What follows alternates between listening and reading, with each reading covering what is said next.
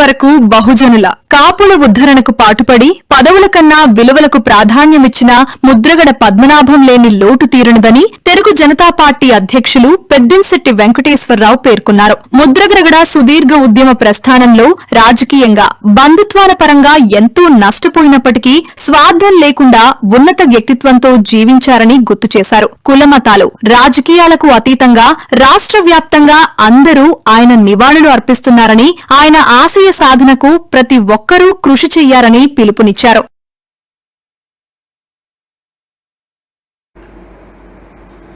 ఈరోజు రాష్ట్ర మాజీ మంత్రి వర్యులు ముద్రగడ పద్మనాభం గారు సంతాప సభ రేపు 1వ తారీఖు జరుగుతుందని కిర్లంపూడిలో పార్టీలకు అతీతంగా పేద ప్రజలందరూ అందరూ కూడా ఒక ఉద్యమ నాయకుడికి నివాళులు అర్పించడానికి రాష్ట్ర నలుగురు నుంచి భారీ ఎత్తులో వస్తున్నారు.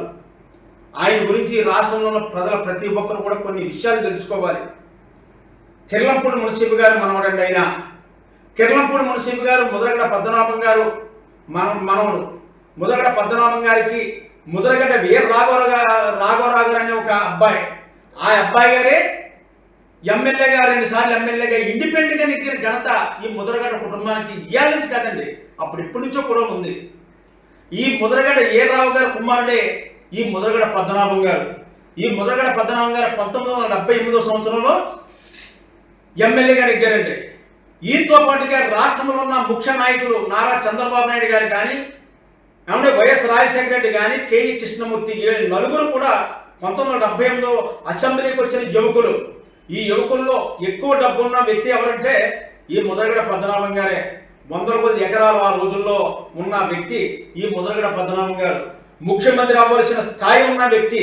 ముఖ్యమంత్రి అవ్వాలంటే దానికి సమగ్రైన నిధులు ఉన్న వ్యక్తి ఎవరంటే ఆ రోజుల్లో ముద్రగడ పద్మనాభం గారే. ఈ ముద్రగడ పద్మనాభం గారు కాదని నారా చంద్రబాబు నాయుడు గారు ముఖ్యమంత్రి చేశారు, అలాగే వైఎస్ రాజశేఖర రెడ్డి ముఖ్యమంత్రి చేశారండి. 1978లో ముఖ్యమంత్రి అయిన వాళ్ళే.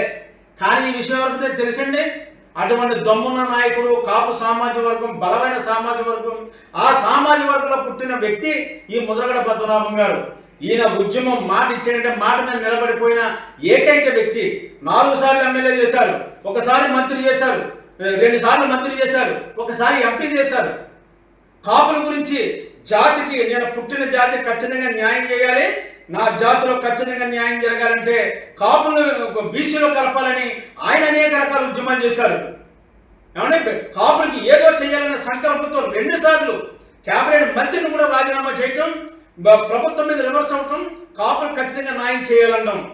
కాపులు బీసీలో కలపతే తునిలో భారీ బహిరంగ సభ పెట్టి అనేక కష్టాలు నష్టాలు ఓర్చుకున్న మహోన్నతమైన ఉద్యమ నాయకుడు. అటువంటి ఉద్యమ నాయకుడు ఇవాళ రేపు 1వ తారీఖు ఘనమైన నివాళులు అర్పించడానికి ఆయన సంతాప సభ ఏర్పాటు చేశారు. ఈ సభకు భారీ ఎత్తులో తరలి రావాలి కాపు సోదరులు. ఎందుకంటే కాపు ఉద్యమ నేతగా కాపులందరూ కూడా ఆయన ఫోటోలు ఇంట్లో పెట్టుకోవాలండి. ఎందుకు పెట్టుకోవాలంటే ఆయన ఉద్యమాలు చేసి కాపులకి నిత్యం ప్రతి సంవత్సరం 1000 కోట్ల నిధిని ఏర్పాటు చేసిన మహోన్నతమైన వ్యక్తి. ఏమంటే కాపు యువతి యువకులు ఇతర దేశాలు వెళ్ళి చదువుకుంటారంటే కారణం ఈ ముద్రగడ పద్మనాభం గారు. ఏమంటే ముఖ్యమంత్రి అవ్వకపోయినా ముఖ్యమంత్రి అయితే ఖచ్చితంగా పేద ప్రజలకు కూడా న్యాయం జరుగును. ఏమంటే ఇవాళ కమ్మవారిని కానీ రెడ్డిని కానీ ఎదిరించి ముఖ్యమంత్రి చేయగలిగే దమ్ము ఎవరికన్నా ఉందండి? ఆ రోజుల్లో 78లో ఎమ్మెల్యేగా నెగ్గిన. ఏమంటే అలాగే మన వైఎస్ రాజశేఖర రెడ్డి గారు, చంద్రబాబు నాయుడు గారు ముఖ్యమంత్రి అవ్వగలిగారే తప్ప దమ్మున్న వ్యక్తి, మాట మీద నిలబడిన వ్యక్తి, డబ్బున్న వ్యక్తే మంత్రి గాను ఎంపీ గాను మిగిలిపోయాడు, ఉద్యమ నాయకుడిగా మిగిలిపోయాడు. కాపులు నమ్ముకున్నాడు. కాపులు నమ్ముకున్న అతను రాజకీయంగా భూస్థాపితం అయిపోయాడు. కాపులకి ఎంతో చేశాడు, ఎంతో మేలు చేశాడు. ఇవాళ అతని ఫోటో ప్రతి ఇంట్లో కాపు సోదరులు ఇంట్లో పెట్టుకోవాల్సిన బాధ్యత ప్రతి కాపు యువత మీద ఉంది. ఎందుకుందంటే అండి 1000 కోట్లు నిధండి కాపులు బీసీలో కలపాలని ఆయన చేసిన ఉద్యమానికి నారా చంద్రబాబు నాయుడు గారు అసెంబ్లీలో పెట్టి కాపులు బీసీలో కలుపుతున్న తీర్మానం చేసి అసెంబ్లీలో తీర్మానం చేసి కేంద్ర ప్రభుత్వానికి పంపించాడు. ఎవరి దెబ్బకి? ముద్రగడ పద్మనాభం గారి దెబ్బ తట్టుకోలేకే రాష్ట్ర ముఖ్యమంత్రి గారు చేశారు. అటువంటి మహోన్నతమైన వ్యక్తి ఇవాళ కిర్లంపూడిలో ఆయన సంతాప సభ రేపు 1వ తారీఖు జరుగుతుంది. ఆ సంతాప సభకు కాపు సోదరులందరూ ప్రతి ఒక్కరు కూడా ఆయన ఒక పేద ప్రజలు భారీ ఎత్తున తరలివస్తున్నారు. ముఖ్యంగా నేను మీడియా ద్వారా చెప్పేది ఏంటంటే ఆయన మీద ట్రోల్ చేస్తున్నారు. ఆయన గురించి ఏం తెలుసండి ఇప్పుడున్న యువతకి? ముద్రగడ పద్మనాభం గారి గురించి ఏం తెలుసు? ఆ కుటుంబం చరిత్ర ఏం తెలుసు? రాష్ట్రాన్ని ముఖ్యమంత్రి చేయవలసిన వ్యక్తి ఇలా ఉండిపోయాడంటే కారణం మీ కాపు సోదరుల గురించే. మీ కాపు సోదరుల గురించి మాట్లాడే ఆయన జీవితం అలాగా అర్పించేశాడు ఆయన. లేకపోతే ఆయన పోరాటం చేస్తే ఆ పోరాటంలో రాజశేఖర రెడ్డి లాగా చంద్రబాబు నాయుడు లాగా చేస్తే ఖచ్చితంగా ఈ రాష్ట్రాన్ని ముఖ్యమంత్రి అవునండి. డబ్బున్న వ్యక్తి అండి. 1978లోనే ఎమ్మెల్యే వ్యక్తి అండి. అటువంటి వ్యక్తి మీద ఎలా ట్రోల్ చేస్తున్నారండి? కాపు యువతే బయట వాళ్ళు కాదు. మీ కాపు యువతకి చెప్పవలసిన ప్రతి నాయకుడి మీద ఉంది. పార్టీలకు అతీతంగా ఉందండి. అలాంటి వ్యక్తిని ఎవరు కూడా కించపరిచి మాట్లాడకూడదు. ఏమంటే ఎవరికి అన్యాయం చేయలేదు. తన జాతి గురించి నా జాతి భోగాలను కోరుకోవడం ప్రతి నాయకుడు కోరుకుంటాడు. నా జాతి భోగాలను కోరుకున్న నాయకుడు కాబట్టి ఇలా రాజకీయంగా పతనం అయిపోయాడు ఆయన. ముఖ్యమంత్రి అవ్వాల్సిన వ్యక్తి ఎలా అయిపోయింటే కారణం కాపు సోదరుల గురించి చేసిన ఉద్యమే. ఆ ఉద్యమంలో యువత అంతా కూడా అతన్ని సోషల్ మీడియా ట్రోల్ చేయడం నేను చాలా బాధపడుతున్నాను సార్. బీసీ నాయకులుగా ఒక బీసీ సంఘం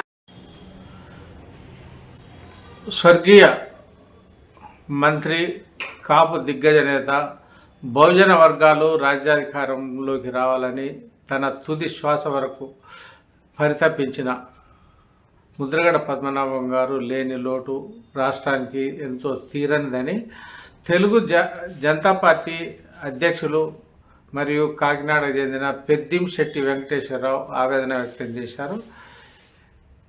ముఖ్యంగా అటు పదవుల కోసం కానీ ఇటు ఇతర అవసరాల కోసం కానీ స్వార్థం కోసం కానీ ఎప్పుడు కూడా వెంపర్లాడిన చరిత్ర ముద్రగడ పద్మనాభంకు లేదని కూడా ఆయన చెప్పారు. ఇలాంటి విలక్షణమైన అరుదైన నేతలు ఉండడం అనేది అరుదు అని కూడా ఆయన స్పష్టం చేయడం జరిగింది. ఇప్పటికీ ముద్రగడ పద్మనాభం గారు మృతి చెందారు అంటే జీర్ణించుకోలేని పరిస్థితి ఉందని కూడా ఆయన స్పష్టం చేయడం జరిగింది. తనకు వ్యక్తిగతంగా ముద్రగడ పద్మనాభం గారు ఎంతో తెలుసునని, ముఖ్యంగా ఎస్సీ ఎస్టీ బీసీలు కాపులు ఎప్పుడైనా రాజ్యాధికారంలోకి రావాలని పూర్తిగా పరితపించేవారని కూడా ఆయన చెప్పారు. ఈ క్రమంలోనే తన పదవులను ముఖ్యంగా ఎమ్మెల్యే పదవి కావచ్చు, మంత్రి పదవి కావచ్చు, పలు సందర్భాల్లో రాజీనామాకు సిద్ధం అయిన ముద్రగడ పద్మనాభం అటు రాజకీయ ఒత్తిళ్లను కూడా ఏమాత్రం లక్ష్య పెట్టకుండా అనుకున్న టార్గెట్ రీచ్ కావడం కోసం కాపు బీసీ రిజర్వేషన్ల పునరుద్ధరణ కావచ్చు, నిధుల విడుదల కావచ్చు, అటు విద్యార్థులకు సంబంధించి నిధులు కావచ్చు, వ్యాపార రీత్యా స్వయం ఉపాధి కోసం నిలదొక్కునే క్రమంలో అటు కార్పొరేషన్ ద్వారా నిధులకు సంబంధించి కావచ్చు, ఇట్లా ఒక దశాబ్దాల పాటు వ్యక్తిగత ఉద్యమ ప్రస్థానం.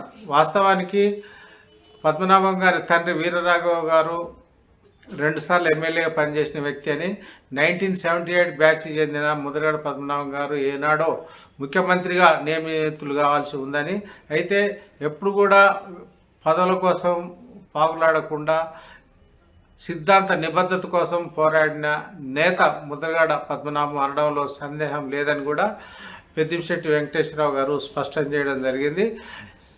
కేవలం ఉద్యమ ప్రస్థానం, సామాజిక మార్పు వంటి అనేక కారణాల రీత్యానే ఆయన రాజకీయంగా కావచ్చు, ఆస్తుల పరంగా కావచ్చు, అనేక విధాలుగా నష్టపోయారని కూడా ఆయన గుర్తు చేయడం జరిగింది. అలాంటి వ్యక్తులు సమాజంలో లభించడం అనేది చాలా అరుదని, అలాంటి ముద్రగడ పద్మనాభం గారు ఆకస్మిక మృతి చెంది ఇప్పుడు మన మధ్య లేరు అంటే ఎంతో బాధాకరంగా ఉందని కూడా ఈ సందర్భంగా పెద్దిశెట్టి వెంకటేశ్వరరావు ఆవేదన వ్యక్తం చేస్తూ వారి ఆశయాల సాధనకు ప్రతి ఒక్కరు కూడా కృషి చేయాల్సిన అవసరం ఎంతైనా ఉంది.